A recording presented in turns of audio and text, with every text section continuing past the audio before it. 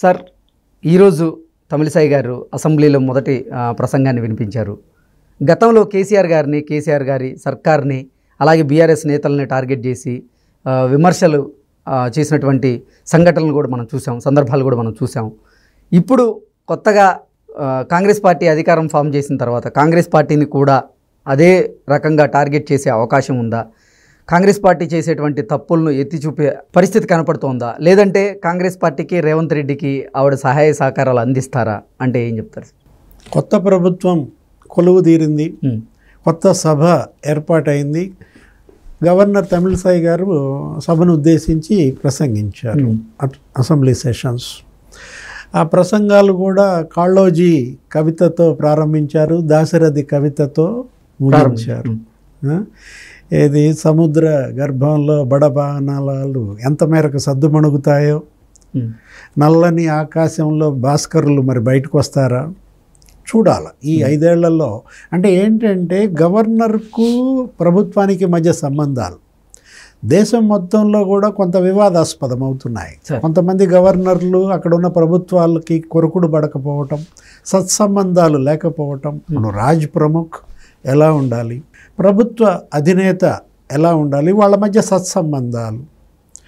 ఇప్పుడు ఏంటంటే జోడెద్దుల స్వారీ. ఇప్పుడు అటు దాపట ఎద్దు ఇటు వెలపట ఎద్దు రెండు కూడా కలిసే నడపాలి. బండి నడిపితేనే ఆ బండి సరిగ్గా వెళుద్దు, కానీ అది అటు లాగి ఇది ఇటు లాగితే బండి కాస్త కుదేలైపోతుంది. అది కాదు కదా. ఇప్పుడు ఏంటంటే రాజ్యాంగం మనకి ఇచ్చినటువంటి మన రాజ్యాంగ నిర్మాతలు వీటన్నిటిని కూడా స్పష్టంగా ఇచ్చారు. ఇది మొదటి నుంచి నడుస్తోంది. ఇది గవర్నర్ కార్యాలయం రాజ్భవన్ అది వివాదాస్పదం కావడం అనేది, అది అధికార పార్టీ వ్యతిరేక కార్యకలాపాలకి కేంద్రం కావడం అనేది గతంలో కొన్నిసార్లు చూసాం. ఎన్టీఆర్ టైంలో కూడా జరిగింది. అది ఆ సర్కారియా కమిషన్ సిఫార్సులు వీటన్నిటిని కూడా అదే నడిచింది. ఏంటి మనది ఫెడరల్ స్ట్రక్చర్.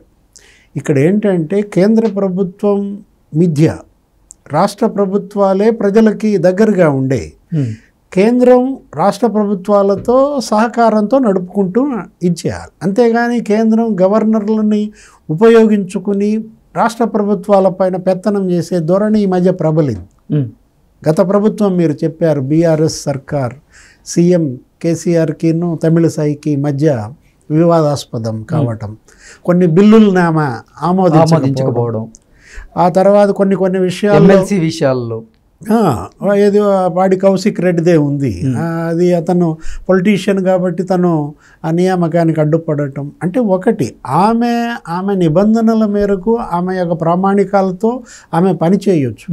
అధికార పార్టీకి అది కంటగింపు కావచ్చు. లేదు అధికార పార్టీని కావాలని ఇబ్బందికి గురి చేసే గవర్నర్లను కూడా చూసాం. కేరళలో లేటెస్ట్గా చూశారు. నిన్న మొన్న కేరళ గవర్నర్ మీదే దాడి జరిగింది. అక్కడ ఉన్నటువంటి ఆ సీఎం విజయన్నే దాడి చేయించాడని కూడా ఆరిఫ్ ఆయన గవర్నర్ ఆరోపించాడు. విద్యార్థులు ఆయన వెహికల్ని ఏదో అడ్డుకున్నారు. ఇది ఇబ్బందికరం. ఇది కాదు మన రాజ్యాంగ నిర్మాతలు కోరుకుంది. ఇది వీళ్ళిద్దరి మధ్య కోల్డ్ వార్ ఉండకూడదు. అది కాస్త నీకు ప్రత్యక్ష యుద్ధం కాకూడదన్నమాట. ప్రభుత్వాన్ని గౌరవించడం రాజ్భవన్ బాధ్యత, రాజ్భవన్ పట్ల విధేయంగా ఉండటం ప్రభుత్వం యొక్క కర్తవ్యం. అంతే తప్ప ఇప్పుడు ఈరోజు చక్కటి సన్నివేశం మనం అసెంబ్లీలో చూసాం.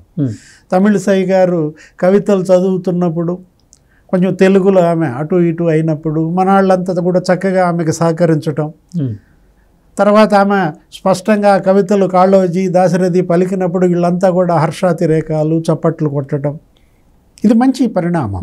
ఎందుకంటే సత్సంబంధాలు ఇప్పుడు రాబోయే ప్రభుత్వం అయినా గవర్నర్తో ఈ సత్సంబంధాలని కొనసాగించుకోవాలి. గవర్నర్ గారు కూడా ఈ ప్రభుత్వానికి పూర్తి సహకారం ఇవ్వాలి. ఎందుకంటే ఇద్దరి మధ్య ఇది ఉండకూడదు, దానివల్ల రాష్ట్రం నష్టపోకూడదు, ప్రజలు నష్టపోకూడదు.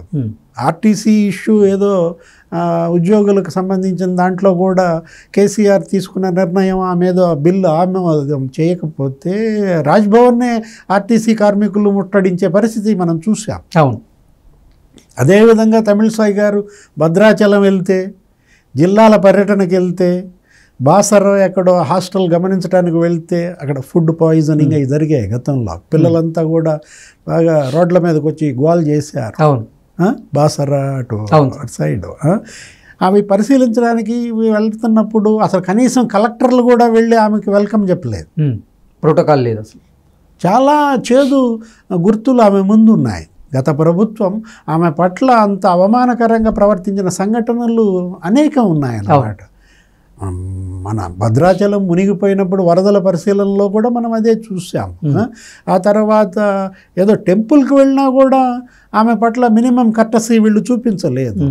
ఇప్పుడు గవర్నర్ పర్యటనకు వస్తే కలెక్టరు, ఎస్పీ వెళ్ళి కలవాలి కదా, ప్రోటోకాల్. దాన్నే వీళ్ళు సంప్రదాయమే పాటించలేదంటే ఎంత ఇర్రెస్పెక్ట్, ఎంత ఇర్రెస్పాన్సిబుల్. ఒక రకంగా రెక్లెస్ చేయటం అనేది అది ఎలా చూస్తాం మనం, అది మంచిది కాదు. ఓకే, గవర్నర్ పట్ల మీరు ఇలా ప్రవర్తించారంటే ప్రజల పట్ల ప్రవర్తించినట్టే. ఇప్పుడు ఈ జీవోలు, ఈ ఆర్డర్స్ ఇవన్నీ కూడా ఎవరి పేరు మీద వస్తాయి? గవర్నర్ పేరు మీదే వచ్చేది కదా. ఈ ప్రమాణ స్వీకారం చేయించింది ఎవరు? గవర్నర్ గారు.